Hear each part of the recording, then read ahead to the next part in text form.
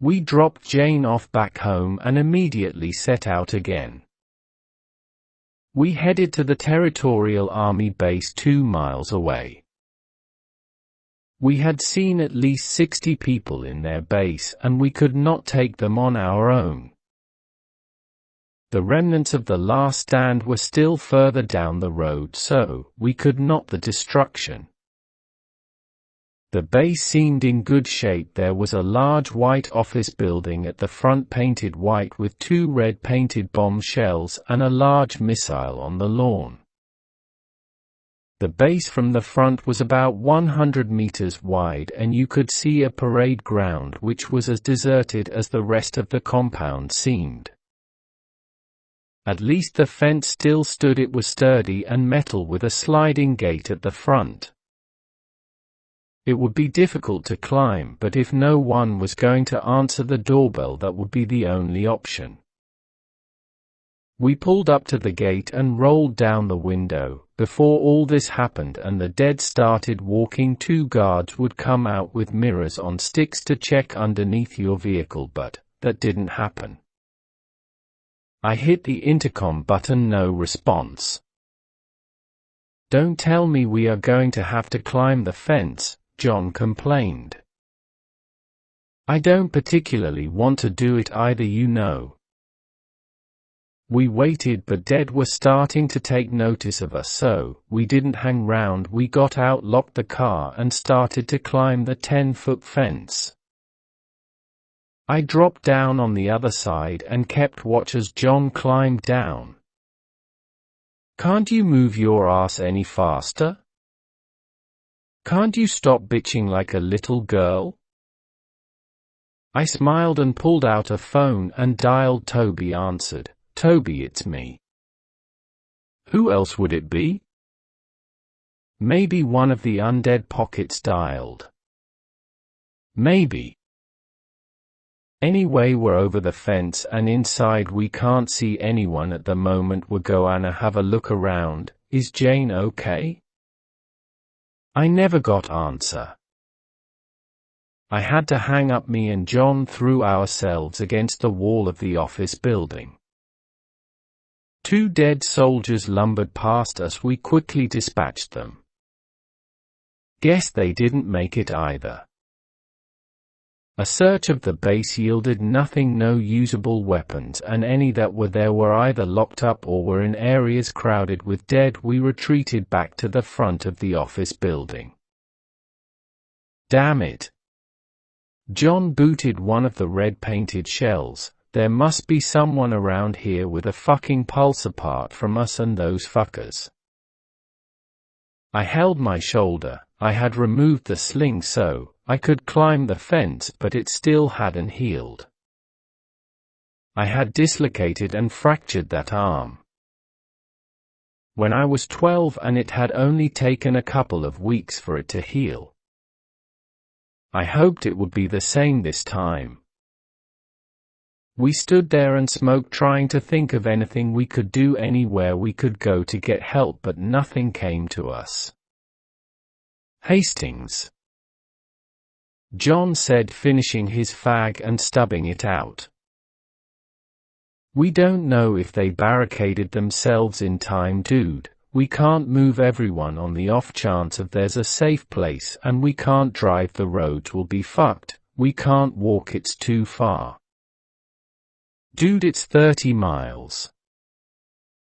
30 miles through zombie-infested territory.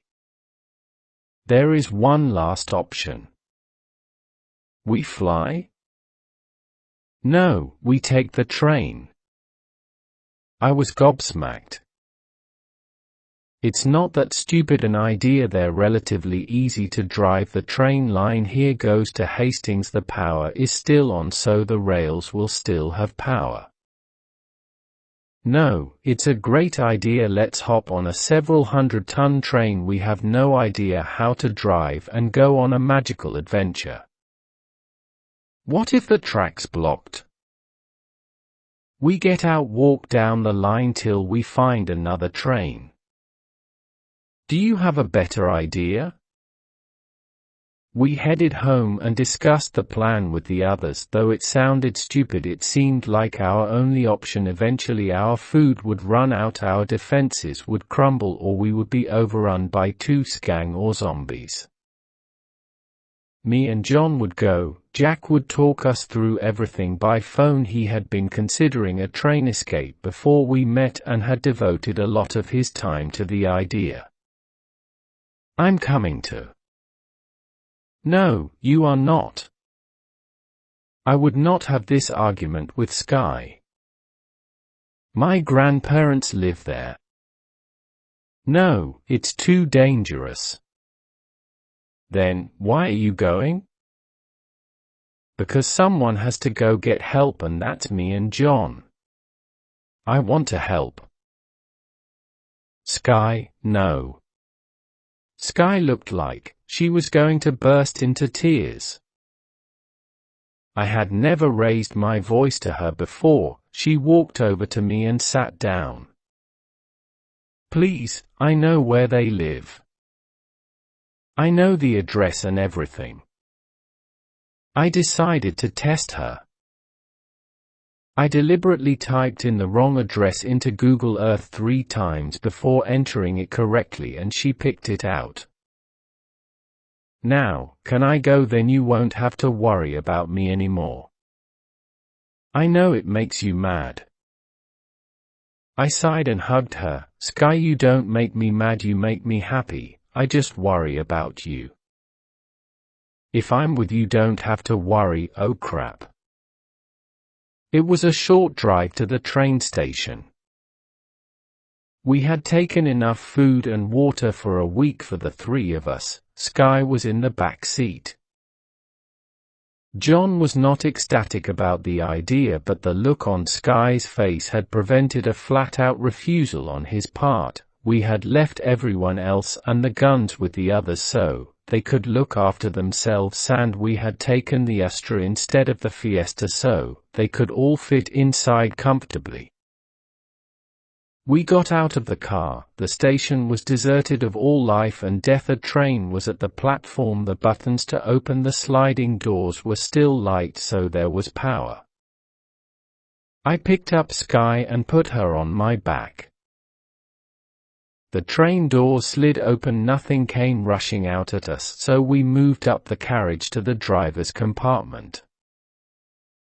We closed the door behind us. As John settled into the chair, called Jack, put him on loudspeaker while I kept watch. It takes years to master how to drive a train, but providing we kept our speed down, we should be able to avoid a derailment and a horrible death.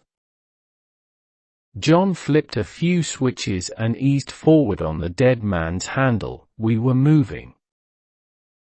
I checked the first carriage behind us, all clear, and me and Sky settled down into a couple of seats. She started to color, and I found the snack trolley. The crisps and fizzy drinks were still in date, so we stuffed ourselves and brought some up to John. We were going about 10 miles an hour. I had moaned at John for going 20, but then I don't like going fast even in cars. It would take us at least 3 hours to get there, so we settled in.